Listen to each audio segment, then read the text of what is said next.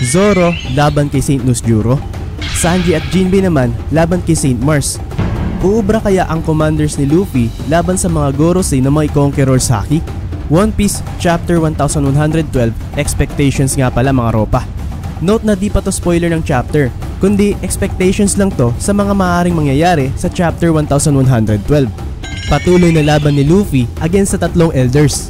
Magpapatuloy ang mga eksena sa pag-atras nila Luffy sa Egghead at paniguradong dyan magfo-focus ang Chapter 1112 ng One Piece. Sa nakarang chapter ay nasaksihan natin itong laban nila Luffy kasama ang dalawang giants against sa tatlong elders.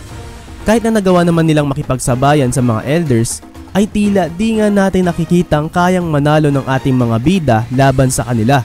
Paulit-ulit din ngang napapabagsak ni Luffy si Saturn hanggang sa ma-realize na nga ni Luffy na wala nga ding saysay itong pakikipaglaban sa kanya dahil sa tila baliwala lang din itong pinsalang nabibigay niya kay Saturn.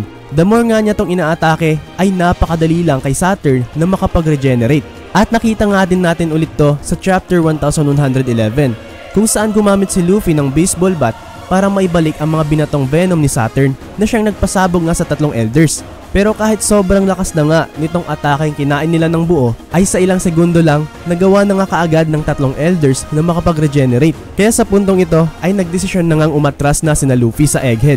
Since di nga sila magtatagal kapag pipilitin nilang makipagsabayan dito sa tatlong kumag. Pero di nga to magiging madali para kina Luffy.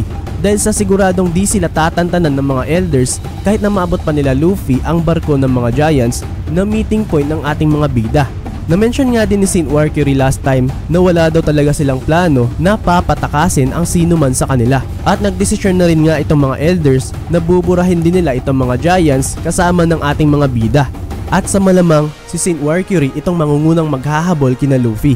At maaari ngang magpakawala siya ulit ng kanyang Conqueror's Haki Roar na di natin pwedeng baliwalain dahil sa sobrang lakas nito at kaya nitong mapahinto sina Luffy pansamantala. Then maaring maghuhukay naman si Saint Jupiter at haharangan sina Luffy sa ibang direksyon. At baka siya naman nga itong magpapamalas ng isang napakalakas na ability na makapagbibigay problema kina Luffy.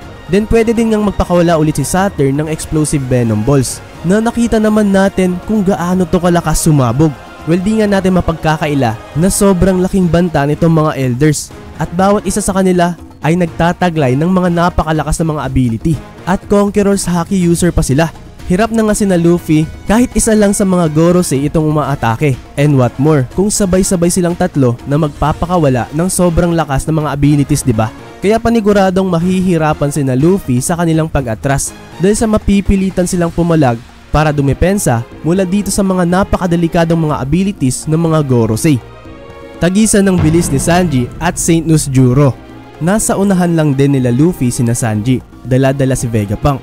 At kung matatandaan natin ay nauna na ngang inikot ni Saint Nosjuro ang Egghead para pahintuin ang lahat ng mga pacifista. At saglit lang nga niyang kinalahati ang mga to. At di nga magtatagal ay mapapahinto na rin niya to lahat. At probably ay baka nga makakatagpo pa niya si Sanji. Well, di nga ito ang inaabangan nating match-up since si Zoro ang pinakamagandang match-up dito kay Saint Nosjuro. Pero itong elder nga ang most likely na makakaharap ni Sanji pansamantala. Well, maganda din naman itong match-up na Sanji versus Nosjuro since makikipagtagisan nga sila ng bilis.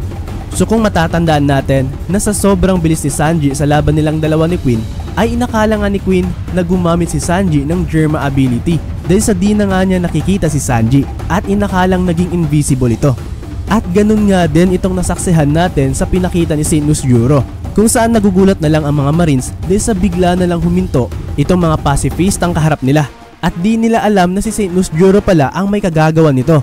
May isa din namang Marine na nakapagsabi na tila may nakita daw siyang dambuhalang kabayo, which is si Saint Nosjuro nga. Pero isipin nyo ha, napakalaki nga nitong si Saint Nosjuro sa kanyang yokai form na halos kasing laki na ng mga giants.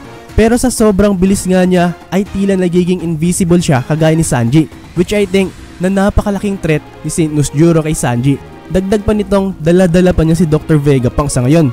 Pero kung di man magtatagpo sina Sanji at Nosjuro at makakarating din siya sa barko ng mga giants, ay matutulungan naman niya si Bonnie against sa possibly 5 mga Vice Admiral ng mga Marines. Sa nakarang chapter ay nasaksihan nating may 3 Vice Admirals na nga ang naghihintay dito.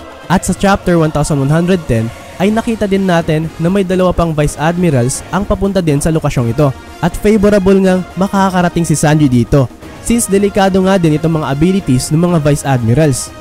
Pagkabahala ni Jinbei sa lakas ng haki na tinataglay ni Saint Mars. Isa din sa may napaka-crucial na sitwasyon ang nasa Labo Phase. Wala na din ngang problema itong Straw Hat Pirates dito since tapos na rin ang laban ni Zoro at Lucci at handa na nga silang tumakas mula rito. Kailangan na nga din nilang magmadali dahil sa napakalaking banta ni Saint Mars sa kanila na ngayon nasa Labo Phase na rin ito. Sa nakarang chapter ay nasaksihan natin itong naramdaman ni Jinbei ang sobrang lakas na haki na nagmumula dito sa Elder. Kahit na nakaharap na nga ni Jinbei ang ilan sa mga Yonko dati na sina Big Mom, Kaido at Shanks ay tila nababahala pa rin nga siya dito kay Saint Mars na nagsasabing talagang napakalakas nitong kumag.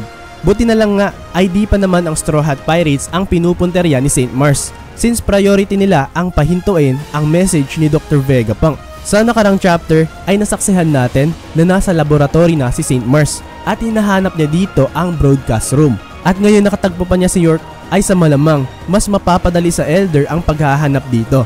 Malaki nga ang tsansang tutulungan pa ni York itong Elder dahil sa alam naman nating gusto niyang maging isang Celestial Dragon. Maaari nga ding tutulungan ni York itong Elder na patakasin ang mga CP agents sa basement at ang mga Seraphims. Kahit na di nga din tutulong ang mga agents sa pagsugpo sa ating mga bida dahil sa utang na loob nila sa kanila nang bigyan sila ng pagkain ng mga to, ay sapat na ang mga Seraphims na magiging kasama ni Saint Mars na siyang sobrang laking threat na nga sa Straw Hat Pirates. On the other hand, ay maaari namang gamitin ng Straw Hat Pirates itong oportunidad para tumakas sa Labo Phase. Iron Giant versus Gorosei. Mukhang pumapabor na nga ulit sa mga kalaban ang sitwasyon. Na ngayon ramdam na ng ating mga bida itong sobrang laking panganib na dala ng mga Gorosei. At once maubos na ni Saint Nosjuro ang mga pasifista at napahinto naman ni Saint Mars ang broadcast, ay sa malamang dediretso na rin kagad sila sa kung nasaan ang barko ng mga Giants para punteryahin ang Straw Hat Pirates. At sa puntong ito ay maaari nang makakaharap ni Zoro si Saint Nosjuro at pwede namang makaharap ni na Jinbei at Sanji si Saint Mars. Pero kahit na magkakasama na ulit ang Straw Hat Pirates pati nitong mga Giants, ay still di pa rin nga kakayanin to ng ating mga bida. Kung matatandaan natin na kahit si Sanji nga ay halos wala ngang magawa against kay Saturn. At kung si Saturn man ang pinakamahina sa mga Gorosei, ay what more na lang itong lakas na tinataglay ni Saint Mars at Saint Nosjuro, diba? Dagdag pa nitong mga Conquerors Haki user pa sila. At kahit nga si Luffy ay sobrang nga ding nahihirapan dito sa mga Gorosei at galing na rin sa kanya mismo na mala-immortal itong mga Elders. At napaka-imposible para sa kanila na manalo laban sa 5 kumag na to sa ngayon. Sa gantong napaka-crucial na sitwasyon para sa ating mga bida, may isa pa namang bagay ang maaaring makakapagligtas sa kanila. At ito ang Iron Giant na nasa Egghead Island na ngayon nagsimula na ngang gumalaw. Ilang beses na rin niyang nahint na may connection itong ancient robot sa Sun God Nika form ni Luffy. At sa nakarang chapter ay nasaksihan din nating nabanggit pa niya ang pangalang Joy Boy na masasabi nating kakampi nga siya ng ating mga bida. And since may history nga din itong Iron Giant na umatake sa Marijo na nagpapakitang kalaban nito ang world government at baka nga mare-recognize niya din itong mga Gorosei kung saan malaki ang tsansa na siya itong haharang dito sa mga Elders para makatakas sina Luffy paalis ng Egghead Island. Overall, kahit saan nga natin tignan ay sobrang dehado ng Straw Hat Pirates. Malinaw nga din na sa kasalukuyang level ng ating mga bida ay di pa nila kakayanin ang mga Gorosei. Kaya ang pinakamainam na magiging hakbang nila Luffy ay ang pagtakas na lang. At mas lumaki pa nga ang tsansa nila Luffy na magtagumpay dito dahil sa Iron Giant na maaaring magbibigay bahala sa mga Gorosei. Well, kung kayo ang tatanungin, kaya nga ba ng Straw Hat Pirates na pumalag sa mga Gorosei? So hanggang dito na muna at maraming salamat po sa panunood at hanggang sa muli mga ropa.